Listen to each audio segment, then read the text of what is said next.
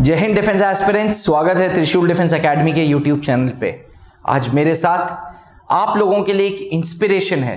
मेरे साथ बैठा है शिव सुंदर, जिसने उन 5 लाख स्टूडेंट्स में से वो एक स्टूडेंट है जो 8000 बच्चों में जिसने रिटन क्वालिफाई किया।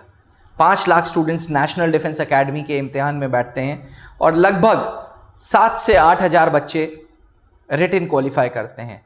Shiv Sundar is one of them and I am thankful to him because इसने रिटन क्वालिफाई करके आप लोगों के सामने आने की परमिशन दी। जनरली स्टूडेंट्स जैसे ही रिटन त्रिशूल के स्टूडेंट्स तैयारी कर लेते हैं वैसे ही वो सेकेंड फेज में लग जाते हैं, बट शिव सुंदर ने थोड़ा सा टाइम निकाला and thank you so much. Congratulations first of all. It's my privilege हैं यस। शिव सुंदर, आज जब तुम इतने लोगों के लिए इंस्पिरेशन बन रहे हो, कैसा फील हो रहा है? सर बहुत अच्छा फील हो रहा है सर। अच्छा फील हो रहा है? Yes, sir. हाँ, इट्स वेरी बहुत अच्छा ऐसा लग रहा है कि मेरा फर्स्ट अटैम्प्ट था सर ये एनडीए का, और पहले अटैम्प्ट में मैंने से निकाला सर ये। आप रहने वाले कहाँ के हो? Sir I am basically from Orissa. Orissa? Yes. तो उड़िया हो? Yes, हैं? उड़िया लैंग्वेज बोलते हो? Yes sir. ये उड़िया लैंग्वेज और बंगाली लैंग्वेज थोड़े मिलती जुलती है? Yes sir. है ना? समहाउ। Yes. ओके, तो पापा किस में है? डिफेंस में है आपके? Yes. पापा, अच्छा। तो पहले तो यार त्रिशूल के बारे में पता कैसे चला? सर एक्चुअली ऐसा था कि मेरे फादर आर्मी पहले पठानकोट में थे सर।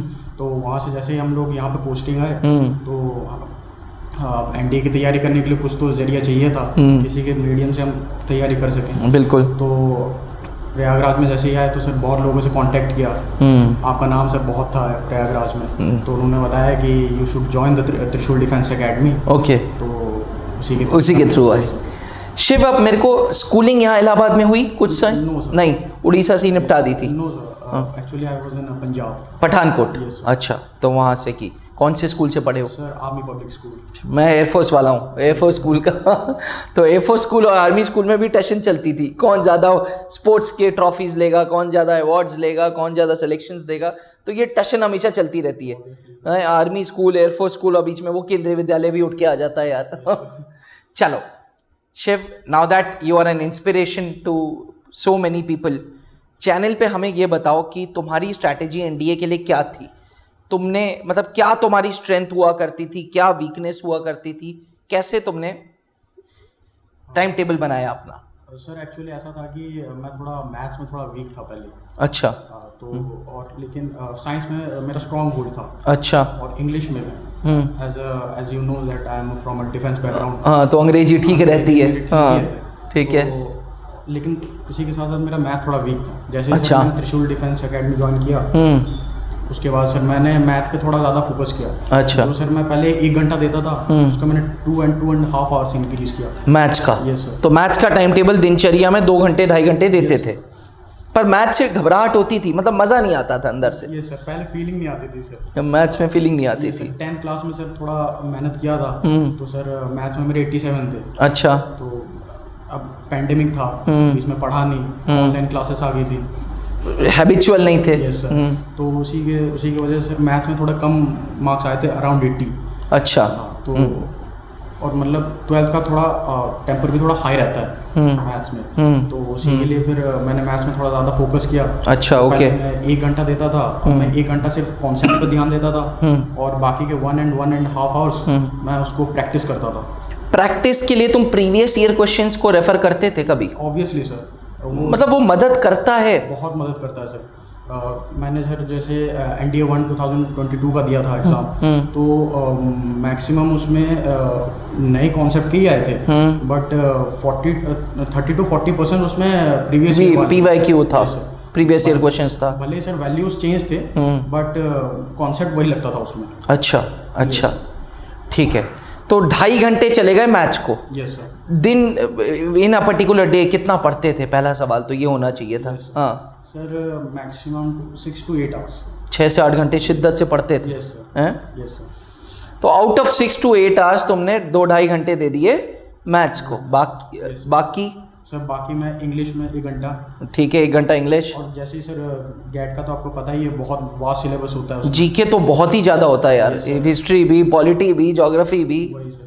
तो उसमें सर मैं पहले 1-1 घंटा सबको डिवोट करता था। अच्छा। जैसे फिजिक्स में हो गया, फिजिक्स में ज़्यादातर वो हार्ड क्वेश्चंस नहीं आते थे, पर उसमें कॉन्सेप्चुअल ज़्यादा आते थे। तो इंग्लिश में नॉर्मल में ओमिशंस में ज़्यादा ध्यान देता था, इडियम्स फ्रेजेस पे ज़्यादा ध्यान देता था। इंग्लिश का 1 घंटा होने के बाद फिर मैं जैसे पॉलिटिक्स हो गया, हिस्ट्री हो गया, ज्योग्राफी हो गया। इसमें बीइंग अ साइंस स्टूडेंट तुम्हारा इंटरेस्ट तो कम होता होगा ना जीके में, पॉलिटी और हिस्ट्री? यस सर, बहुत कम होता था। पहले मैंने छोड़ा इसीलिए था कि 10th के बाद मेरे को अच्छे नहीं पढ़ना ना पड़े। सर इनके आंसर्स भी बहुत बड़े बड़े होते थे। बट जैसे मैंने sir Trishul defence academy join किया by the help of Deepak sir. हाँ, Deepak sir is a good teacher, best teacher sir. Defence aspirants में आपको बता दूं, दीपक सर इसी चैनल पे आप लोगों के लिए स्टैटिक जीके का सीरीज़ भी ला रहे हैं, तो उसको ज़रूर देखिएगा। हाँ, तो दीपक सर ने तुमने जीके पढ़ाना चालू किया। जीके में सर उन्होंने हिस्ट्री पढ़ाई, ज्योग्राफी पढ़ाई, और सर उन्होंने 3 से 4 महीने में उन्होंने सारी मतलब एसएसटी पूरी कंप्लीट करा दी सोशल स्टडीज़ में। और इतने मतलब प्रॉपर वे में उन्होंने हर चीज़ समझाया पॉइंट टू पॉइंट, मतलब वो सब चीज़ें याद आ गई। तो वो चीज़ें हो गई फिर। अच्छा, जीके में भी पीवाईक्यू करते थे? हाँ, जीके में भी पीवाईक्यू। Yes sir. शिव, एक क्वेश्चन मेरे दिमाग में आया, ऑल ऑफ अ सडन आया कि ये रेगुलर क्लासेस करने से क्या फ़ायदा मिलता है? रेगुलर कोचिंग आने से क्या फ़ायदा मिलता है? What is the benefit which you got? Sir regular coaching आने में ऑब्वियसली सर फ़ायदा है। सर अगर हम क्लास को बीच में ही ब्रेक डाउन करेंगे तो अब टीचर आज जो पढ़ाएंगे वो हमको, अगर हमने उनको कल अगर मिस किया तो वो चीज़ हमारे टॉपिक्स में से निकल जाएगा, समझ ही नहीं आएगा सर। अगर उन्होंने एक परमुटेशन कॉम्बिनेशन का, आज अगर परमुटेशन का उन्होंने आधा टॉपिक कराया, कल अगर हमने मिस कर दी क्लास, परमुटेशन तो आधा हमारा गया, जो मेन सब्जेक्ट था हमारा। तो उसी हिसाब से तो एक टच बना रहता है, एक कांस्टेंट टच बना रहता है। शिव, ओवरऑल नाउ अंडरस्टैंडिंग कि तुमने 4-5 घंटे का ये टाइम टेबल हुआ करता था तुम्हारा, लास्ट के दिनों में मॉक टेस्ट लगाए या कुछ ऑनलाइन टेस्ट टाइप की चीज़ लगाई, कुछ लगाया जिससे तुम्हें एक आईना मिला हो या एक स्कोर का एक रिकैप मिला हो? सर एक्चुअली मेरा सिलेबस टीचर्स लोगों ने, मतलब सबका ही सिलेबस टीचर्स लोगों ने सम अराउंड जनवरी के अराउंड ख़त्म कर दिया था। उसके बाद सर टीचर्स थोड़े बहुत सिलेबस बचे थे, बट उन्होंने कहा कि साथ में आप PYQs MCQs वगैरह लगाया करो। तो सर मैंने फिर पास्ट 10 ईयर्स के पेपर्स निकाले, 2-2 टर्म्स के। अच्छा, हाँ। और वो चालू करा? यस सर, मतलब लगाने, मतलब शिद्दत से महीना भर? Yes sir. उन पे फिर मैं टाइम भी देखता था कि मतलब कितने टाइम पे क्वेश्चन। अच्छा, ये तुम घड़ी लगाते थे कि 2.5 घंटे मैथ्स के लिए? लगाता था सर प्रॉपर, मतलब वो time is a main thing sir in NDA. ये तुमने बहुत सही चीज़ बोली कि time is the main thing. Now coming to your last question, मैं ज़्यादा समय तुम्हारा नहीं लूँगा, पर NDA 1 2023 16 अप्रैल के लिए वो शेड्यूल्ड है। तुम being qualifying the written examination at first go, एक बार में, पहली बार में तुमने छक्का मार दिया, तो तुम्हारी रिकमेंडेशंस या तुम्हारी राय या तुम्हारे जिसे मैं बोलूँगा कि what should be the strategy for NDA 1 2023 for these viewers, इन बच्चों के लिए क्या है वो ज़रा प्लीज़ बताओ। सर पहले तो मैं ये बोलना चाहूँगा कि जो टाइम मैनेजमेंट है और कंसिस्टेंसी, NDA में सर ये 2 चीज़ें बहुत मैटर करती है। By consistency what do you mean? Sir regular रोज करो? यस सर, चाहे इंटरेस्ट हो या ना? नो सर, वैसा नहीं। अब अगर हमें आर्म फोर्सेस को ज्वाइन करना है तो we have to be consistent in everything. और टाइम ही ऐसा चीज़ है कि मतलब 120 क्वेश्चंस 2.5 घंटे के अंदर, 2.5 घंटे के अंदर कैसे कंप्लीट किए जा सकते हैं? मतलब with in less minute of 1 minute हम एक मैथ्स के प्रॉब्लम को solve with in less than a minute. सही बात है, सही बात है। और फिर उसमें भी अगर हमने लॉन्ग ट्रिक लगाई तो वो भी हम हमारे लिए थोड़ा, यानी कि शॉर्टकट ट्रिक्स भी आना चाहिए। तो पहली चीज़ तुमने बोली कि टाइम मैनेजमेंट, दूसरी चीज़ तुमने बोली कंसिस्टेंसी, तीसरा शॉर्टकट ट्रिक्स, और कुछ? और सर मतलब मैं ये बोल रहा हूँ, ये शिवम फ्लेवर दो अपना कि भैया जो तुम्हारे में ट्रिक काम किया वो ये बच्चों के लिए भी काम करे। पहला तो बता दिया सर मैंने आपको 3 चीज़ें। 3 चीज़ें। उसके बाद सर अगर इंग्लिश इम्प्रूव करनी है तो सर न्यूज़पेपर पढ़ना पड़ेगा। न्यूज़पेपर में क्या होता है कि उसमें सर पढ़ने से इंग्लिश न्यूज़पेपर खासकर उसमें सर वोकेबलरी बहुत सही होती है, सुधर जाती है, बहुत आराम से सही हो जाती है सर किसी के भी। So you used to read newspapers? Nowadays I am also reading the newspaper sir. अब तो भैया और तैयारी करनी पड़ेगी। टेंशन होती है एसएसबी के लिए? होती है सर, बहुत है, होती है, बहुत होती है। Yes, sir.